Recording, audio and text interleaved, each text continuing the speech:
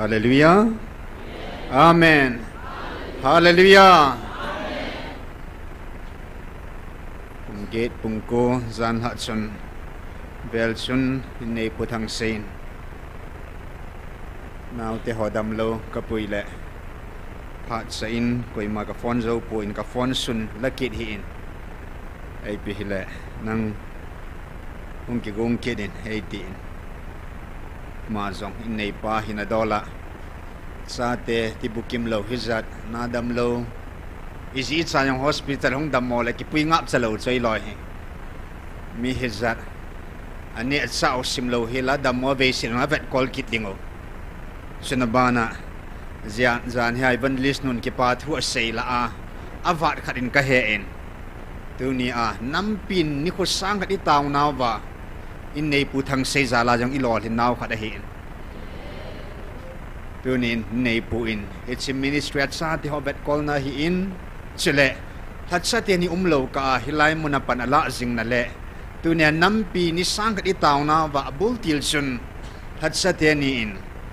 program hol hang pi in evangelist pu thanglensei ma in anagung tu zin ane zi tu le zin tu lang hin in ei pu thang sein wa chela sading hot san ge ge in an gung tu zin taw na lam kai ding ho san gung tu zing in tu ni san ge a I lol hin na o it's a ministry chile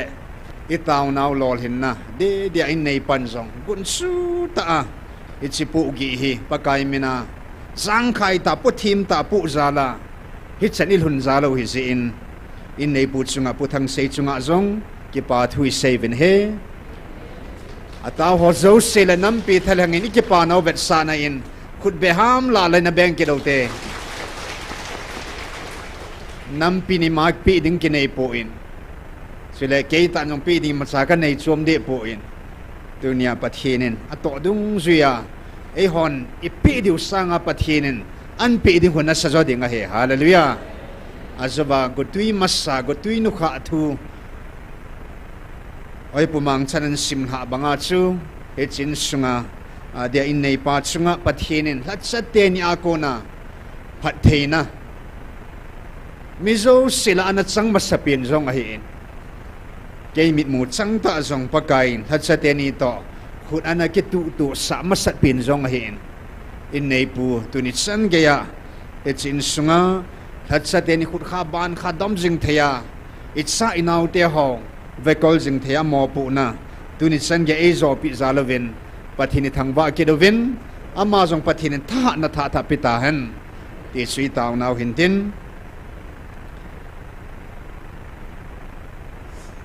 in sung go taw na in sunga ke pantam ke panai lo enge ke pa naw vet sa na in pathin ni ko sang khat ke pa chen wa chila sa na tin tu ni chan ge ya gol phapin pakain sol sa hot su tu kal ke man nang ho hi su na ti ta po ving ka te tu kal ke man nang ho hi zol la gol te ka ti ding nei ta ve ati na hi hallelujah izin su ina pu pa thu che hapo in agul ko ma bo je thu ki se hin nang ho van nui na het thailo ho lat sa ho gu than het thailo van thu chi ka sei pi ta ve ya gul te ka ti nei ta ve ya tunia ni ko sang kat gui tan lo hila hung taw naw jesu bu I ho dinga I gul phapin ba pang hin ni sinei hon pi jing oven en tu hin pakai wa choi nan hi chi pathi ni ngai ki pa naw wa choi na la in anoi thotin ver sem lo hin an sautin jesu bu ka dei pe ne ka gul din ti he dingin lungkil ta in igol phapeno jesu is it eve nung ma wa ei din pi jing o tu ni chan ei pui hoi ama je in ama wa choi na in ama to ki loi jing ding in loi phapina ama ineo pot sit na in tunin la in sa ko mo te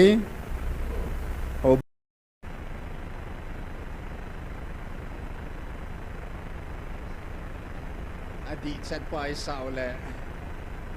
ikitu thei je phi men yang akai di lo jat so mai ta in isa lo na pi pen so tu ni sana ni sia ni pinoi happy noi hian lang chile gunoi mei noi hi han lang ki pa ni hi an lang da ni hi zong le tu ni san ei pui lung pau ipakai u Jesu hi hallelujah tu ni san ikil hon bang ba ni sang khat ikil hon khom bang ba atun sona idam sung bai ikil hon pi jing diu he la sempan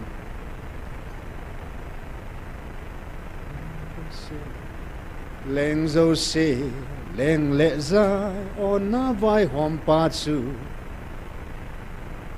mi him ten sumil the loading alung sit na akidang nge amen leng zo se leng pakai zo se pakai thil zo si chano hi alung sit na zalai ka kipa tangai je tu wangin handam pu chonem ta lemi lung se chun kalhagao a hu hing kita van le mang ding a hi it chen naw gam le si jong hong mang ding a hi kalhaga wang mang ta lo ding he hallelujah hin le khaba pakai ni mino e si lut pi ta ve a hung lo na pi pin thaga hu hinga hung e tunin kalhaga hu hing ta ni ki panata lungge akane hi jesun e pe a hi mi hema kon ki pana e pu jesu a kon ki pana hi van lal to na pana ki pana hi lei sit ki pana sanga lenzo van ki pana kane tai hallelujah mi hema kon hilo van ki pana tun sona dai ta loading ki pana na nei zala ni sangat na tao na yung su ni khat ni banga na gel the hallelujah ki pa lo hila chun so ta na gel ding thil dang sanga na hin na thu hi a khat na a ka koi jing thai na ding in tuni in e ho zo sia dinga sumla pai ho in sen lo chen hoi a khat nai ta pon pakai nei vil now o e zao a thu hi a thutta a thu hing a thu hi a khat na hi jing ta it's an o hi lo pi mong in tu hin pakai a ko na wang bu na lo pi ta it's an ho wa chei la song ei pe vin pakai thu hing song ei pe vin thu song ei pe vin alung leina al hat sa song ei tun pi ve hallelujah alung leina ami pa song tu chung ei vil now boy lo ding pathinen ami pa song ina tun pi ve nei ake phona theding a cha song ina de deil han pi ve nei nam dang kana nei lo van mi te hon ei or sat ei ki pa piu pathin ki phon na mun thing nei ve hallelujah pathin pathin ho aban banin ni sang khat sim lo i hindam sunga pakai phat ho na sim kho mo tin i ma kho wa pakai ki tip no zo se gel do tin ei pe sa ho simotin leng devinin sim zo lo thil pha pakai ei bol pi ati hi tu ni in pakai hinga thil pha sim zo lo ei bol pi ho an sim kho mo tin ke pa thu seu tin ke pa thu sei taw na azona ke man ne nge taw te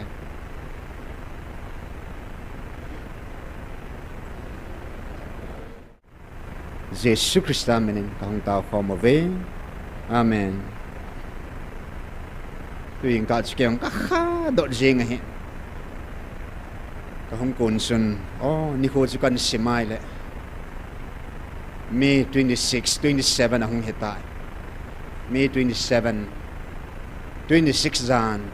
punggit vele. Ilay mo na pakain. Evangelist pi. Tutsang ke paamdam dan hi. Inampi val hagaw may ti masapin pakain hat sa tenye. Hallelujah.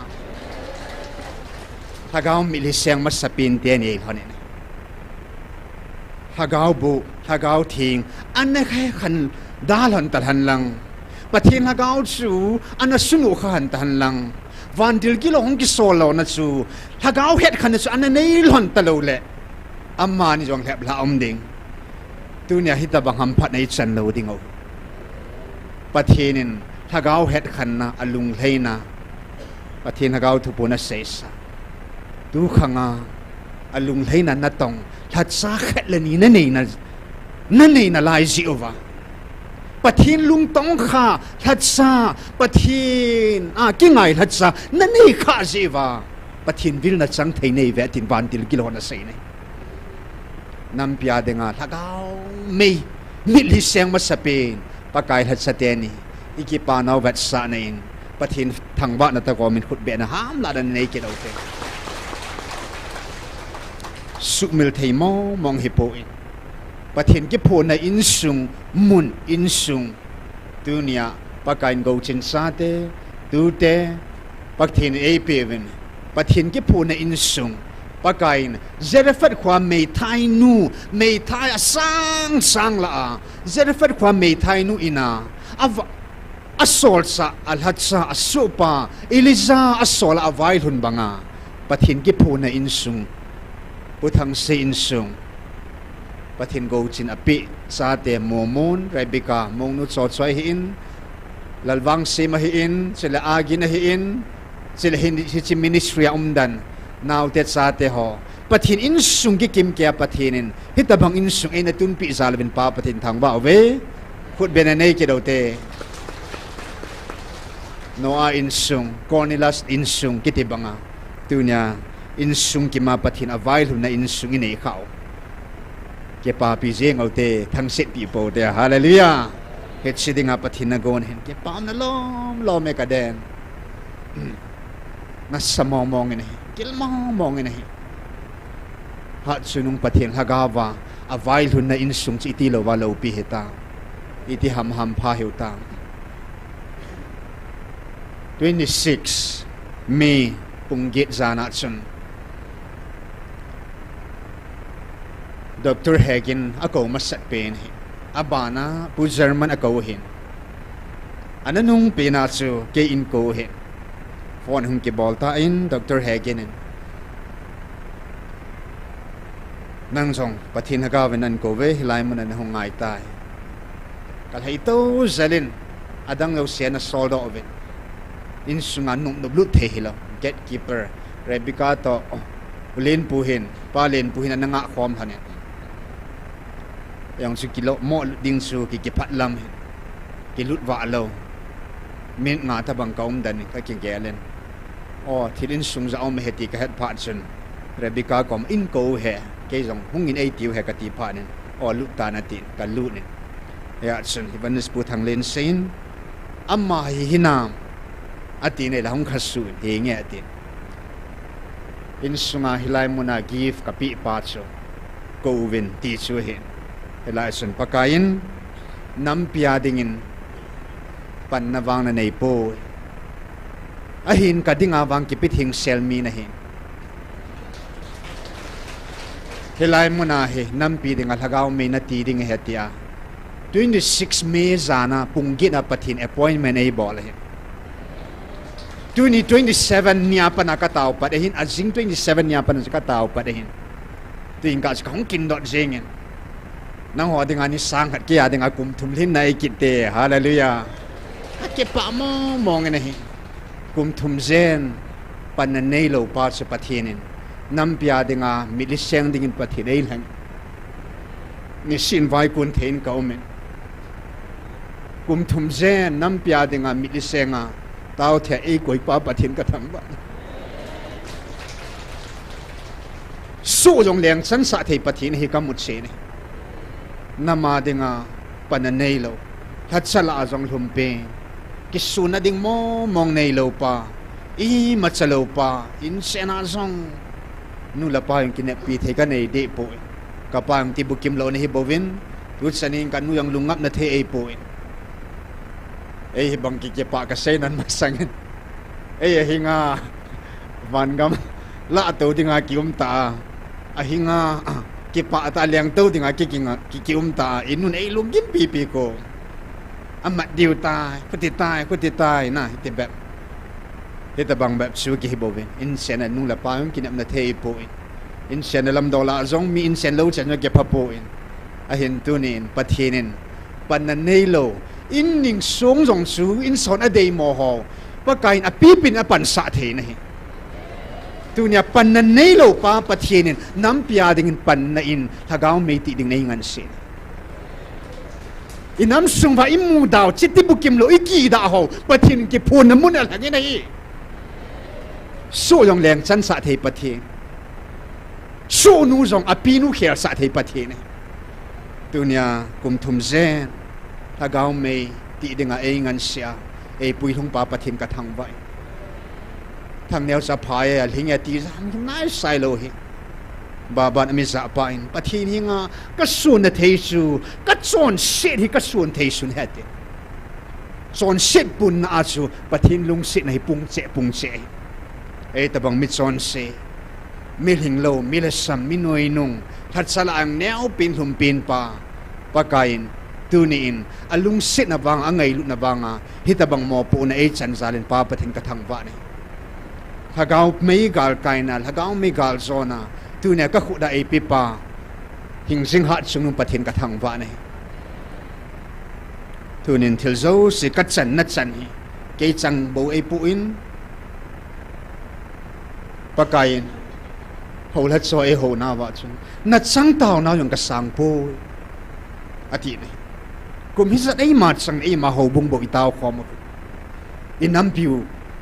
igam sung asal wa zo po ni ya ki tu a chang taw na hilo a hona ki pun khom na taw khom mo ngai je tu na ni ho hi zat itaw khom na hi nu te nang ho za le pa te nang ho za le lukang te si ho nang ho za le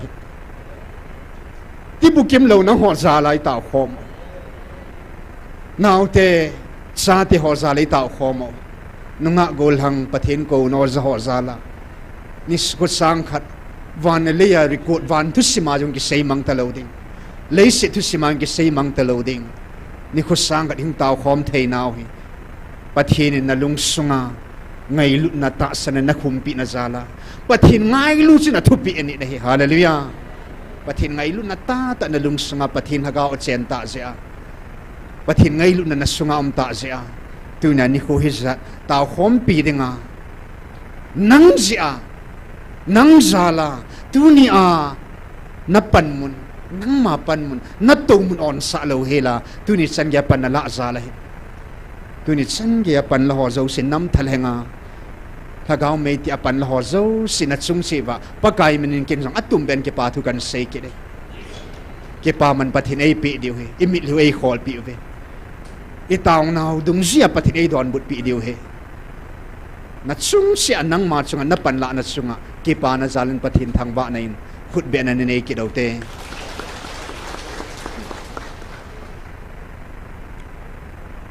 khom pi ting la ki chai lang le khon ki lung hal ji cho che da nai tu ni hi cham ban ka hong lung hal le itaw naw ki chai jung hi di lo hin na yong le ni khu sang ga chunga hin ki loi khom naw hi na chung se ba kan ngai lu su ke ben kan hom tho su ke ben Olin Timothy hinga nu te dol zo si na nu te bangin pa te dol zo si chu pho sa hi na pa te bangin chile nu mei ho pasal ho hi zong le gol hang ho nu nga ho chu na naw pa bangin gelin bolin ati ade din mei thai kichi ta ave kol ding umlo azila talo at sala talo at sang se hinga taw na pan la pathin to ki ho bang chu alle ni le thumin sa bol na ti ne tunin mei thai ki chi ta pathin le kha budung zia chu a chang se hing chu lo mei thei ho la na ama chang se hing a cha jong a ji jong lo ave kol ding mo lo chim lo mei theu hi nang le tunin atum be en mei thai ho ti bukim lo ho tunin san ge ya taw na pan la agun su ta ai pan pi hong atum be ni ki pa na vet san fu be na pikit ote het san hing hun thei naw pa kai ai ngai lu na za lo hi ke chang bo ai ngai lu dei pon i bon ba ai ngai lu su ke o hi ten o pa kai ke i pi ke he ya hi bang lom lo ma nei ngai lu nei kho sa ti la sa dingin pa mi min na ko tin lung lu tai nei ma chang ding na ke ngai chi ki do ten ilung gilin na ngayotin ikipa naw imai so vin na sa ki do ten na pathin hinga ki pa tan sila hi an ngayotin van ki pana pathine pe ve hallelujah pa mi min jong he moi ranga hen tang la chana zaw he ka ke patil 2023 moi ranga ZYO ambulance tol pa thi sulan a thi jong ma hi ama wang pathit an hin hoin hong su cha ne tu ni san ga kita tanam pi tauna a sepei pan sung ai tang do ting le wa chela sanam pia denga tauna kun su ta pan la jing khat sepei phata ngomong chu he kham the ai lo le zu ho jang pyo isu ho jang kila lo hi le he thing sa da hin khom mang he man wa chela ngai tan sa pi hono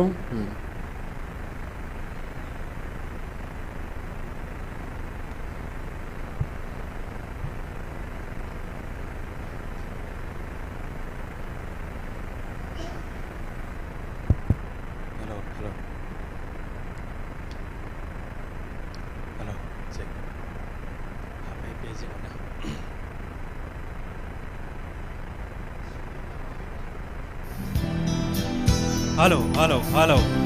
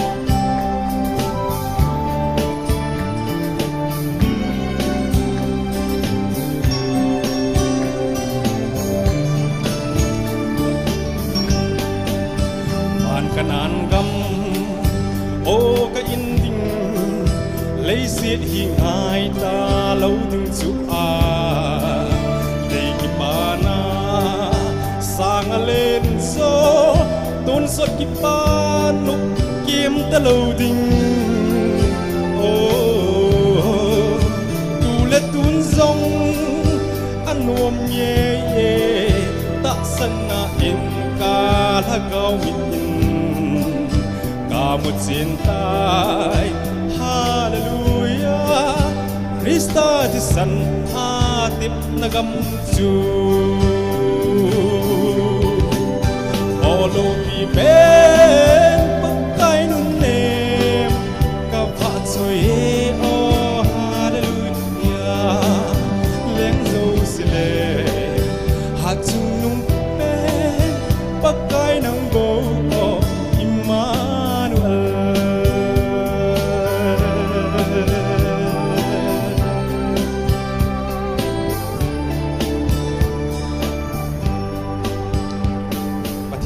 la sa no pathin tham tan phathi bu pi ta no tao te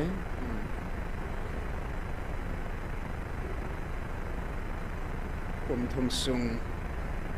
ni ko sang hat sung tao khom nau sung a thi mo lim nang tam tam ta ni he jing zong cancer na ne ya hi mang tam ta omin sila amai ki mu do ta lo jang omin tu nei pau pau se ho bang hi pathin asu dam la to kha la pang ki de hallelujah ko pon ni khadin lei se doctor lo thimai thim hok ko da dam zo ta lo ding na pat to kha kha dau me ti pathin hit simona dam na zong hin pu lut bi hit simona give til pe phata ta ko la cha ho ding a zong chem zam ti hoi pu bi sila pakai hit simona phat the na zong hin pu bi ve haga ba yung sat hau ai nu ta ve hallelujah dunia hol hat sai di tiang ala hilai mna do khanga to zo se pakai kan hat sa te ai min bo we hat sa mo pu nai chung ba chu chi eta pen tu ni him pakai hat sa khat na ai sim na ba ni mo pu nau chile at sa te ai min bo na ba sa uma hin ko ba i dum thei na dingo enge zan hin hat sanun sei ta ni ko sang ka tao tao vin hoi ham na ka tu ni a nun na khana pu do zo the na ding pathin sa uma yum the na ding obi pathin ni nga je ki thomo de pathin ha cha hi na a chun thaga ho het khan na ngain pathin ha cha chun thaga mang amat ding van go tam ta khol ngai nei ha cha te ni ha chanu ka ot sa na pen hi pathinen ka ngai lut kal hat sa tin ko ta pong ka tin ka ngai lut ka sa de ta ja ka ko e ta ti ipisinam dai le inam sung ba van go tam kho do pin min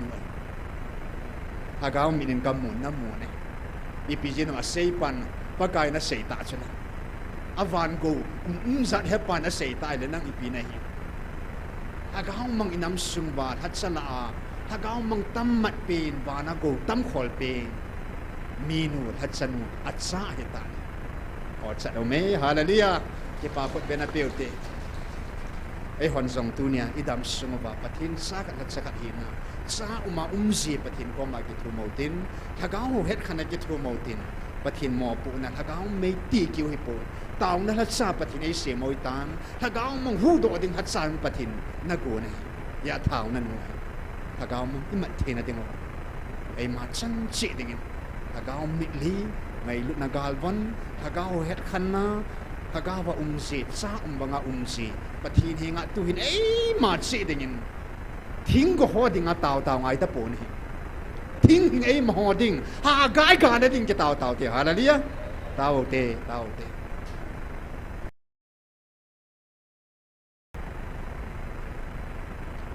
Jesun Peter a seilat ding a hil masa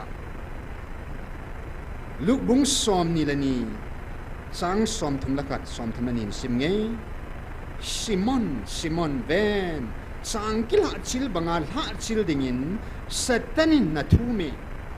heve Jesun a thiding thumbe a sei na ahin sol sa hola Peter hin wakai na chung ahita bang ilung hi han pathin thu chu achi banga chi ding ahin angai lu be ki sa pha lo changa tu sungai hola azong khalani in lung sit lo ding khan an lung sit kha ho ta bangin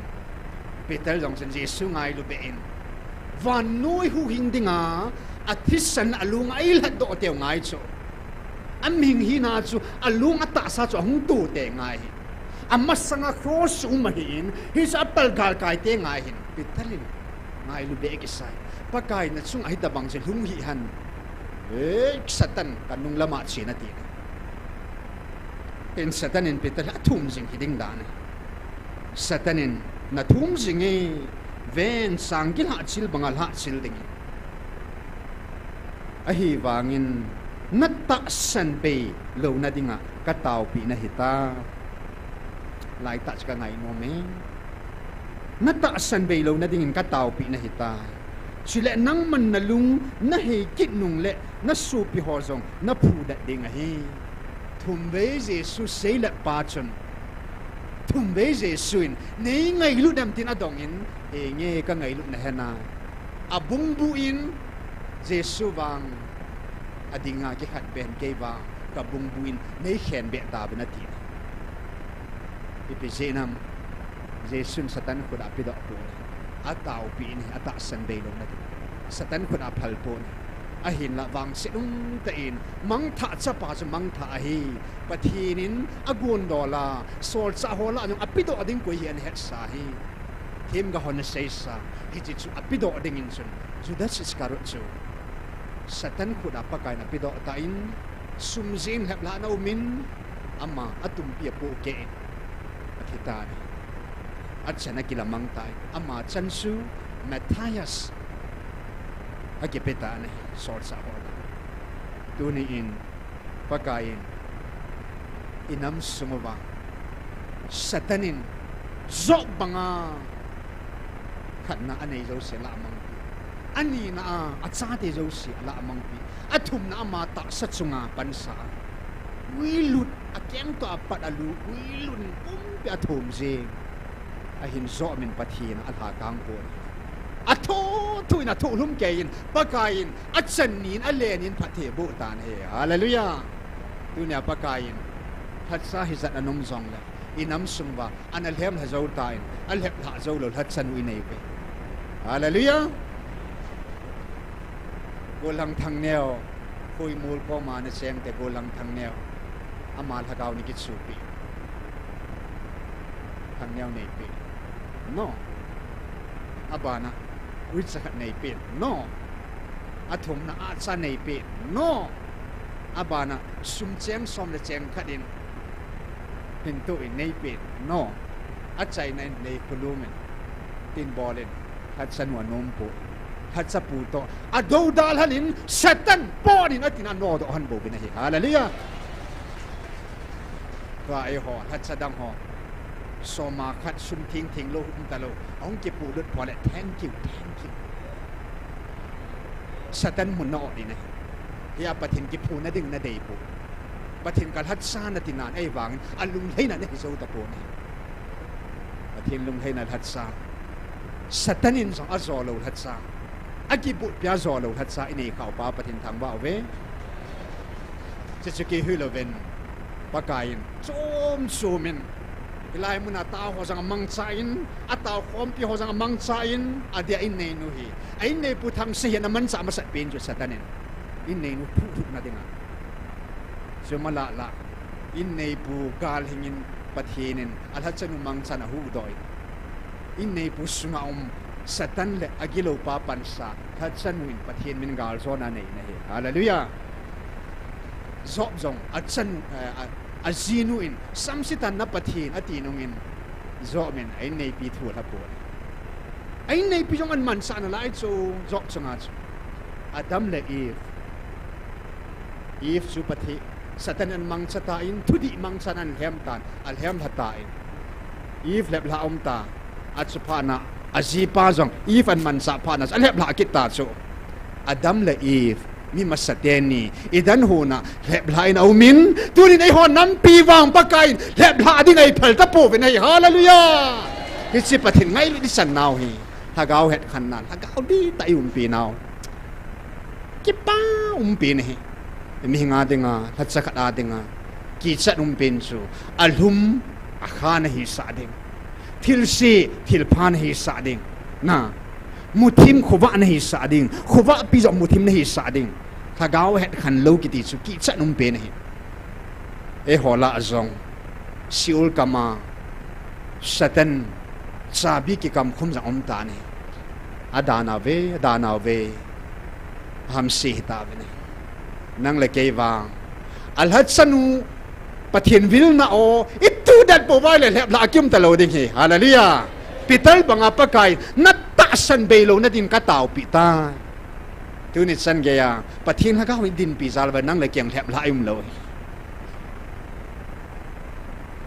danin zong na kan zo ta po ne sumin zong na hem na zo ta po ne tu ni san ge pang zo hoi pathian ngai lu na zala tu ni san ge ipan zo ai zalen Peter banga satan khuna pido talwa pakain lep la zo lo dinga ata san apu dat mo mong hi ta ve hallelujah nahi na lo mo na atun sanita sanaw ke pu dat sa ke ote azonan taw na khat ne utin sidingin ka simnom mun khat omen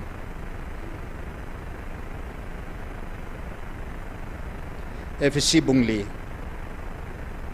cái sim lòng nan ngan si jeng thayo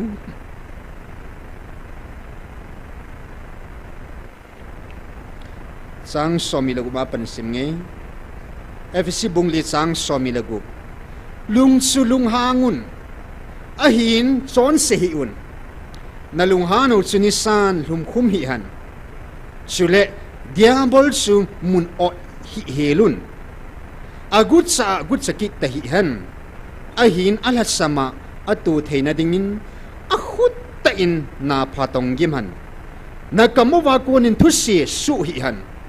ahin azachan lungse na hop theina dingin ngai chat dol ta ho thulama khan to theina dingin thupa su zo han hat do ni khwa dinga mohol na kinam naw pathin hagaw thing su lungphat mo sa hi un lungdam lo na Jose lung han lung sat kina kitai tom hi chang se chule gitlo eng sit na Jose nang ho akunin koi mangun chule nang ho ki happy to chiun lung nemun pathinin Krista nang ho na ngai dam bangu chun khat la khat ki ngai damun pathina thu hing inam pi diu le ataw zo si online a hilaim na ta ho zo setting atha be in satan mun yo lo na ding ole e ho jang pathin thu tai chon do zo theina ding ovin pa kain pha the bo pi taw han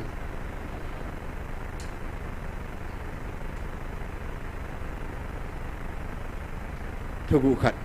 thugil khat ta bangin iso pe judaism alut ho khun Israel gam thinga chi ho khun Zakaria Joseph ai lo le pi pia amino khona amino ki khia su ke ta be to khulanga chi pha lo la na amina Israel mi hi theina dinga chu chep jong cha ki tan na ve ta sa Israel hi na dinga chep jong ki tanun amino yong ki khia su ke ve to sile pului Abraham Isaac Jacob ka nei ve ti ai le ho la Christian la Roman Catholic ho hen alhang pi in am ho zong hin New Testament am min ho na sei ji ho meeting min ho hi ki min vonum de se ki be to bo Yesu piu zem song men amang phot chi na khat cho na ei mi pawa chi pi ha i pi bai te ham khat e cho ai wanga ju Catholic sunga chu zem se cho amen cho ngai sang na khat na chule han ho sol sa ho seji ho alhano ku limbor kit ventin zem pa le kit dato ai lo la jesu alim zo zo gel ko zo beto dunia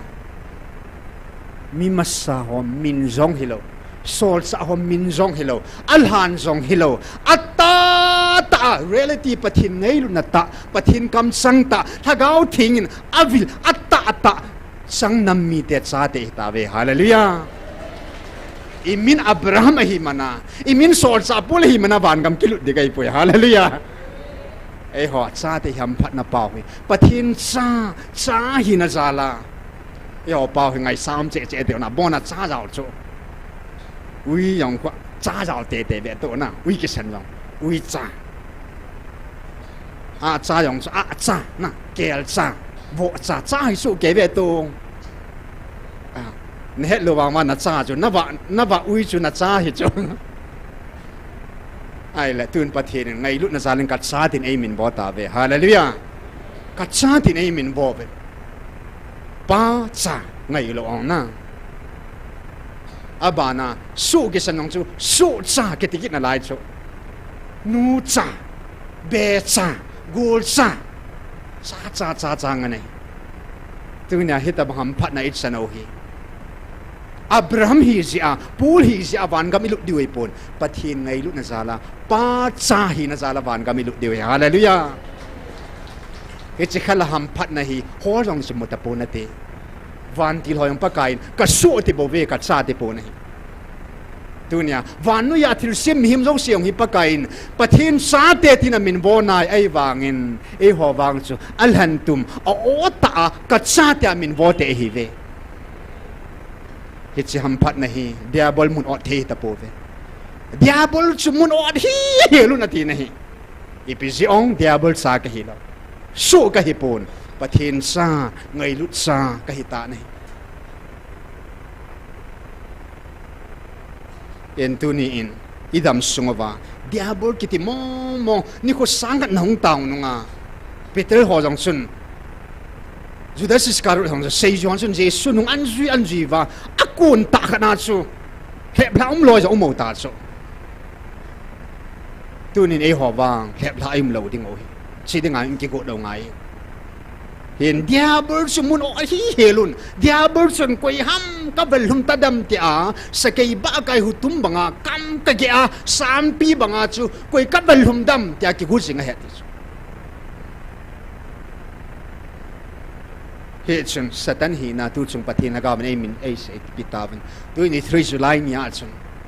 ka van til hola he si Lucifer dragon diabol hi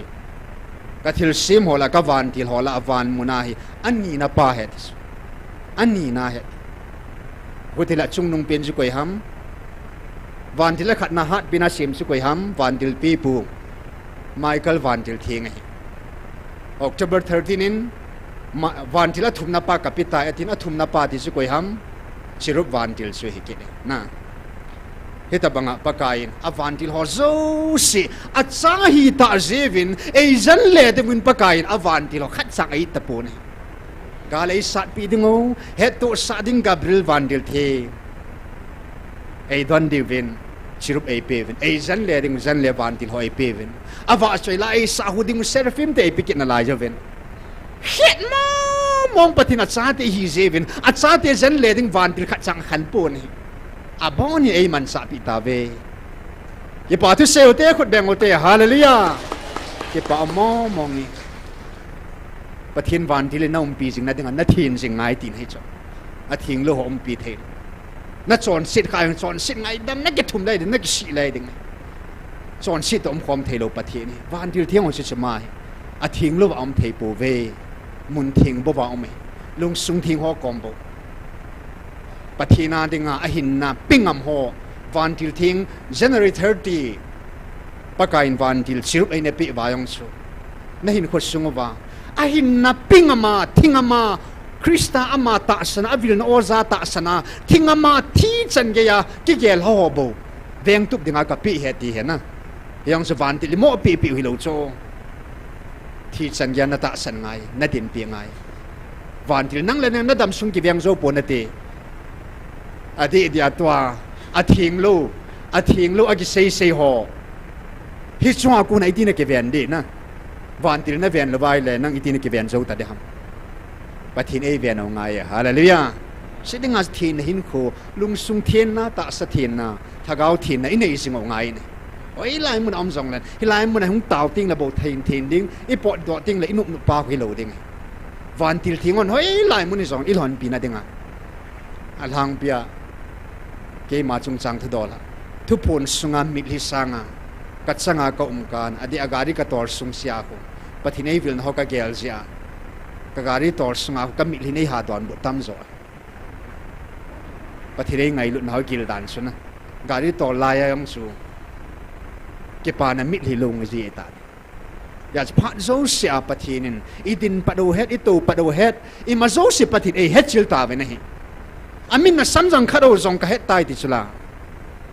ya pakai hit san ge amin van mi te van til ho athil sem lo si het na ai sim ta vai le pathin sa hi nau ki suk min lo ding ai hoi lai mun hi zong le pathin sa uma ding pathin sa uma iti ding ham i bol i to zo si ta san na i bol i to zo si ngai lut na to bot ngai mel ma pan nei lo chu agi sima pana ama ai thuta ki ti mama ama am lo zo pa mel ma pan nei lo chu i pi ham ngai lut ki ti ama am lo aki chat pin chu ngai lut mel ma pan til dang i ma ding ati po i mel ma pa na ki chat pin chu ngai lut thuta ngai lut om pho gal pani ki wan lai seva ngai lut na sunga chi yum sung seva i mel ma van alon ji het lo di he ngai lut na chuna thu hat ki ne ngai lut na chuna sei se po ne ngai lut na chun izaka ezo ne mel ma pa mun yu lo na ding ova gal van hoi pin su ngai lut hi lo zo se chu satan amang cha thei akhat na tu chung aman thu phon amma ta in akam ta an ge phon helai mun hi mun lo pi ma mong hi so mun lo pi mong epizenam mu thei hian lang mu thei lo hi zong le amma chon chat amma hi na atto pat asit abon che kya ake phun na mun thenga hi legui zo se ki phun na mun he hallelujah vantil kilo ho aung ki phun satan vantil thi ho zong ki phun ngaven i ho pau thagau thing amma ta zong ki phun ni ne mun lo pi mo mong hi he zen vantil kilo am ho aung ki phun naw sunga am ho ade nei ho zong pakayin ka sei nai van muna van til gilo ho anom saw annol ha alei mana hichi van mun chi lu dinga pathin acha e se moi tai van til ho mun khela chu e ho hi a khela lu dinga pathin acha e se moi tai hallelujah anama ta sa Israel te hangin Israel te tha khelin hagawin ka cha tin e ho e hang do ke ta ve khelin van muna van til ho khel dinga e hanu leya Israel te khela e hoi han kido inam suma ho lat ho alung ta ta zevin kum thum chan ge ya lo chala lung ta satan mun or kha ta zevin pakai lat sa ki min bo wang win satanin het thim lawa satan man sa hi kam ta am ho khel sun mei thai chan ge ya pakai lung kot honga ki gung ho taw na mei ti apang ho sa pakai achunga ba ka lagaw ka koi ta in nang ho ka lat sa ti pa ka ko tum dam am ho nang ho khelin tu ni in ka do khanga to ho he ka o za ho he ka do khanga hin at sang la ne ho hin tui don ho he ke man kal hat sa ti in nang ho khelin ke man ka kitun do tai hallelujah ipan mano le na he mi noi si de loading chiong le kingai se ta loading a hin na patin ei tun naw I hi naw cha nai ding ai tai thagau thu iti ngai le satan man sa ho nuyal mo ma luk ta loading koi manu ya kun loading miam ho pathin ha cha ki gel bang ma satan mun ot khata chu asunga satan pan sa thei tan na la ki chi thei ding ki ven ding siong le ki tin te pi ding ho lat sa hon athip naw ji vin azil na ho zin achi na ho zin satan mun ot khata ade de in pathin thu ka he ka simeti a pathin thu ma chun satanin amang chan alhem hagam ta ben alhep la la mo la mo na ke het pu am ho gela e ho zo alhep la ai gelo a hin pathin num pon am ho zo hu diabol mun ot he ta ipisinam diabol amata satan amata in lucifer amata in diabol amata in lep la ho ki hon tha ka nei ve mun ka nei ve koi ho chunga am sa ho chunga bang tha ka nei ta pu van dil na benge a hi pathin sa hi na ki het lo aham phat na ki het lo a hi na ki het lo ho chunga pathin or za thei lo ho ta san lo ho chunga ki hon tha ka nei ve ti koi ho ham athanei na ho cha khat na kineo sa nom lo pichan satan pansan kineo sa nom lo chu pi hi ding o kilit sa hi lo ding satan kam sang hi diabol kam sang hi na kisun ho na zil na ho na thip na ho na het na ho na hon na kilule sa na hi chi ma chi ka le za he ti sunang ho hi chi na zil na ho na thip na ho chi ke ho pi bo ke ho aku nei bo beti zan han la chan na shaitan sumla pa hiang ho sat na hi jong le pathina kun ho sat na khat au min satanin api ho sat na khat au me ti chuna chi na hi jong le pathina kun chi na khat au min tin satana kun chi na khat au min he che pa chu he tu nia pathina kun lo pi chu satana kun pi chamon pathina kun da na gel khao chilai ta chu he a chu ki neo sa num lo ki le sa na hi vel thum lang thu pon anei sung ba a ki phu naw sung amon kam chang ta siu kam man sau diabol munot na ho ki hon kan le za ho chu khat na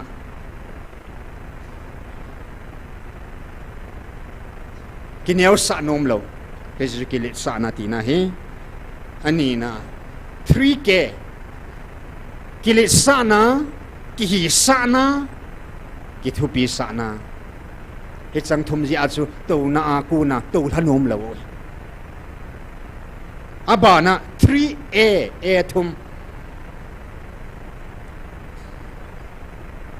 amma bo ki ngai lut na amma bo ki gel khoa amma adi pina ki gel na soi ke kam sang ke phu thui lo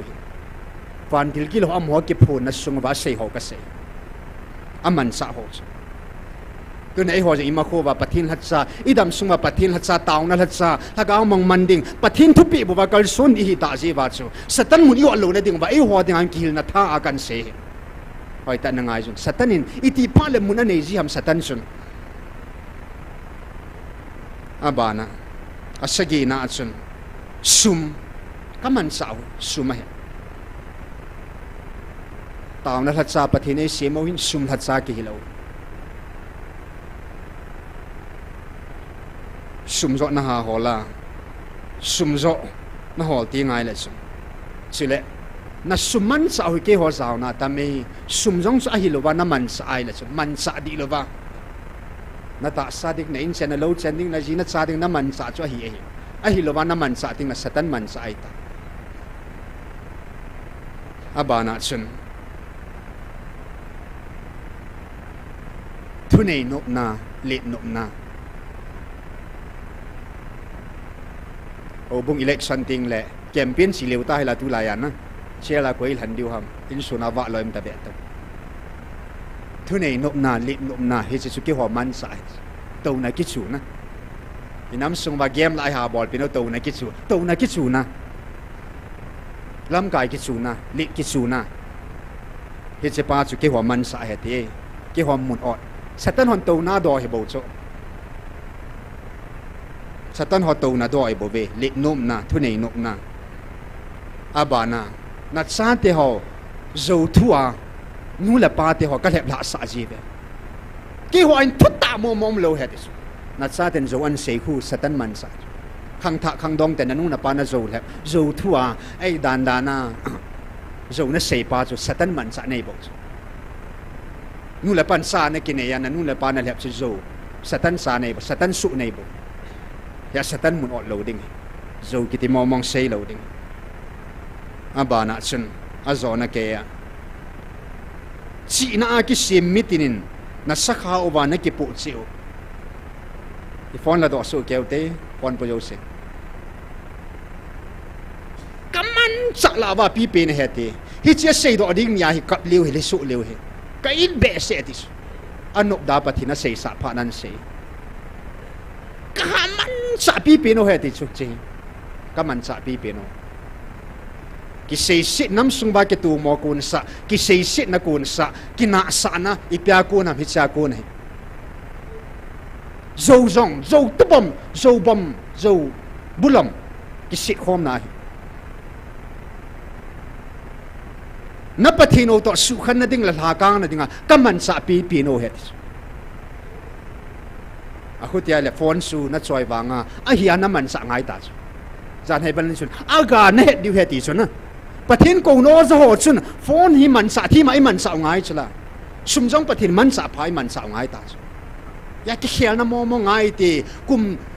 thum ni sang kat hung ki tau ta e ho aku ni ki khel na pulu tau te hallelujah ya satan mun mo yo ta lo ding o hi a hin wang sit ta in satan mun ot na lai o min tu ni in cha hi ta su a na lai ki het lo thagaw mang di nam sung batam ta ta in hi chun thep la ho ding in inam sung isu pi ho son set thanga o na lai ho satan mun o na lai ho achi na azil na het na a ho sa na ki sung na lai ho pathin ngai lut na sung lo ho a chon phat na sung ho ho na tong li na ki gel na a ki sung ho apan mun na ki sung ho hi cho zo sitting in tu ni hin thagaw mang thai ho ding in taw na neu tin ei vi lo naw pi pen chi bo ve pakai inam pi bin satan mun yo lo na ding taw te nang ma hin khwang satan mun no lo ding taw ven satan a hen tang ho zo si a lep la ho zo si ong ki gel da bang tho kha na ding ovin taw pi utin taw zon hin nei ka tin tu nya ding a chai nai te